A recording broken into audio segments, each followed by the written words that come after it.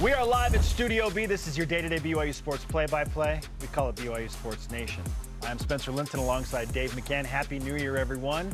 We now welcome in the voice of the Cougars. Greg Wrubell is joining us in Studio B. And Greg, we were just talking about the storylines we're looking forward to most in 2024.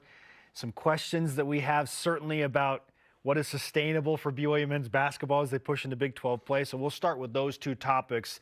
Specifically, which storylines are you looking forward to most as 2024 unfolds? I think number one, top of mind is, can BYU make it to the NCAA tournament in its first year in the Big 12 in men's basketball? Because a few months ago, that was seen as very much a pie-in-the-sky scenario, and now it's much more likely. You still got to go do it, though, right? And these next 18 games over 10 weeks will determine if BYU can take all the positive that is built up in non-conference play and translate it into winning play in the Big 12 and make it to the NCAA tournament. Yes, the seed is high right now, and they're penciled in everyone's bracket, but you got to go do it, and that's the challenge they've got. And I'm thrilled to be talking about the fact that it's a possibility, and I know they're thrilled to be embarking on this journey to get themselves to that spot. That's a huge storyline. Yeah. And then I think you flip it to the fall, and more than just the quarterback, although that's a big part of it.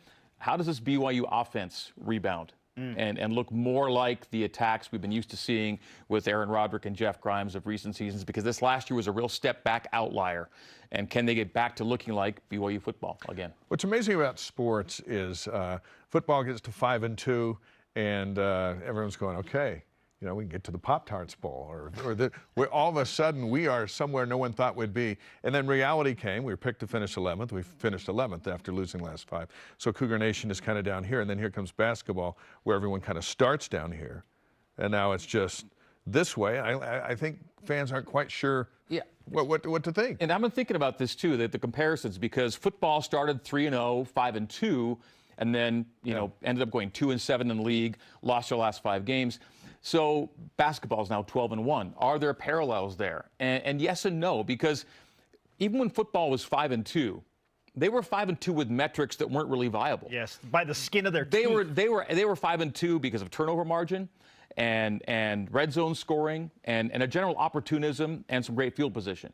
And when those elements began to kind of trickle back and they weren't there anymore, the baseline fundamental metrics weren't there to sustain BYU football. BYU basketball, the baseline metrics are there. Yeah. That's what's carrying them right now. So the numbers, you can't fool the computers. BYU's done this legitimately to get to 12-1 and put themselves at 2 in the net and 3 in the KenPom.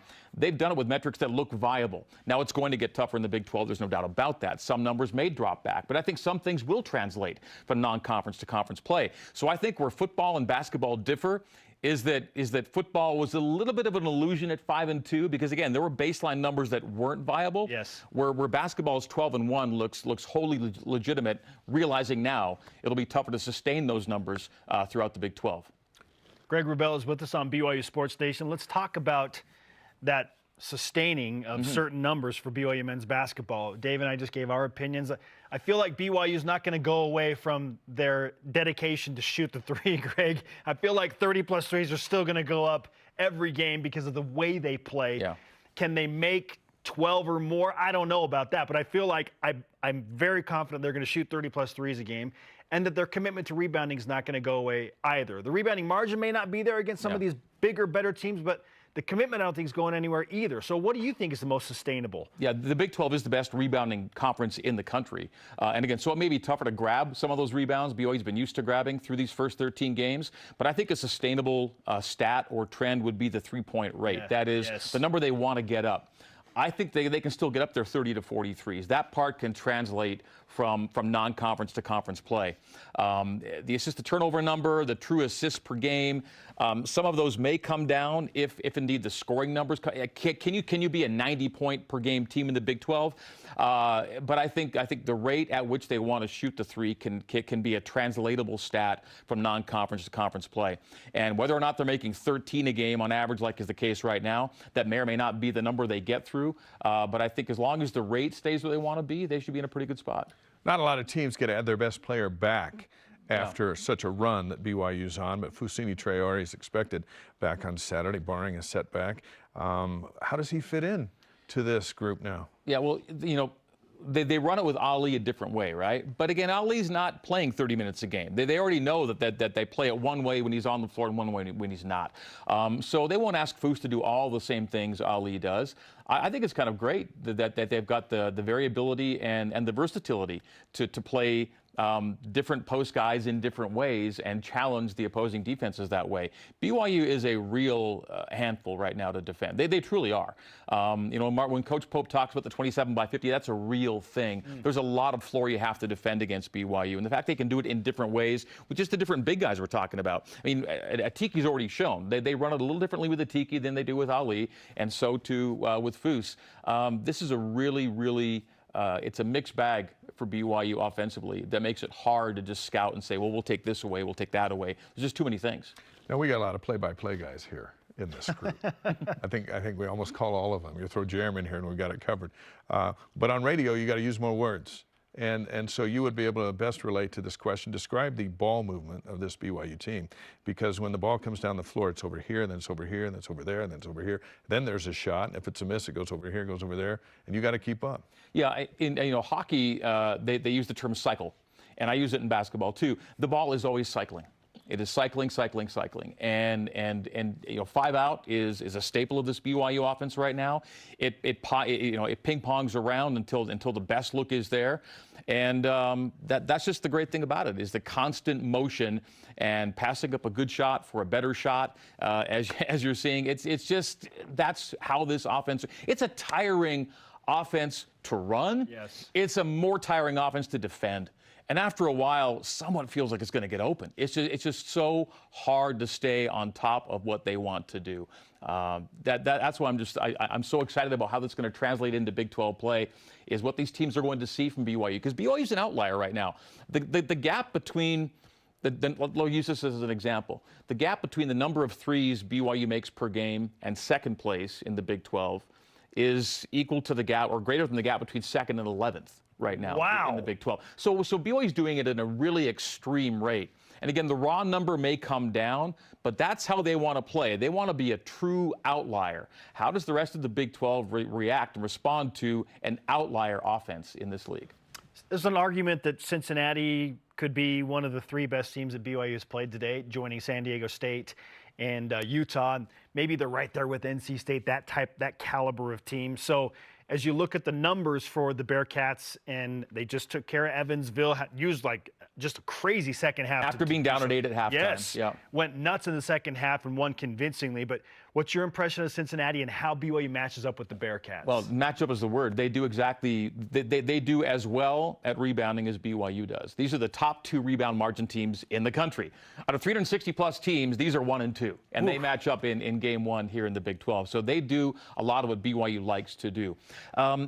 They excel in transition defense. Teams don't get loose on the fast break against Cincinnati very frequently. And BYU makes its living at about 18 points a game on fast break.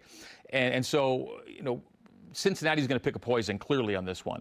And if they say we're just going to get back, how does BYU, BYU's defensive rebound numbers and Cincinnati's offensive rebound numbers may suffer, BYU's may gain as a result of that. That's one thing I want to see is because both teams have out-rebounded all 13 opponents they've had. Wild. So neither team's lost a rebound battle yet. So who wins the rebound battle, A? How much does transition play into things for BYU, B? And then thirdly, Cincinnati has played, now keep in mind, there are only 2 Big 12 teams that have played 2 true away games. Cincy's one of those teams. They lost at Dayton, and they lost at Howard. Okay, this is Ken Palm 236 Howard. They had to go to overtime to beat Howard. They beat Stetson by 8. They've had some games where they've won, but not convincingly. How do they handle a Marriott Center environment on Saturday night? If, as Coach Miller noted yesterday, BYU goes on one of its patented runs in the first half, does Cincy go away in the face of that? If that's indeed what transpires. So I credit Cincy for actually having gone on the road a couple of times. Sure. But that Howard game kind of gives me a little bit of pause. And on that note, the one thing BYU's done this year is they're the best team in the country against the spread. they're not just winning the teams or winning the games they're supposed to win. They're winning convincingly. And I bring up the Howard game or the Stetson game to show, yeah, sometimes you win, but it's just kind of skinnier. There are no skinnier teeth games for BYU right now. They're winning convincingly when they're supposed to. Yes. Who would have thought that your love and passion for hockey would have prepared you to Let's go. Cycle it around. with all the cycling? Well, let's hope for cycling on Saturday night. Yeah, that's deep. It's been a fun thing for me to sit courtside at some of these games and think, BYU's playing okay, and look up at the scoreboard, and they're up 21. And I'm like, wow, they're up 21, and I don't feel like they're playing at their best level right now. And that's one of the reasons BYU elevated to 2 in net and 3 in Ken Palm is they didn't just win, they won leaving no doubt. And even with the adjustment for caliber of opponent, the metrics were so overwhelmingly impressive. BYU had no choice but to go up and up and up. And that, to me, is maybe the most impressive thing about the team so far is they went to a 2 in net and 3 in Ken Palm before Big 12 play got underway. A lot of the heavy lifting has already been done for this BYU basketball team. Great stuff. Great to have you in studio, but thanks for the time. Always fun to talk about the Cougs. Let's go. Let's look forward to the weekend.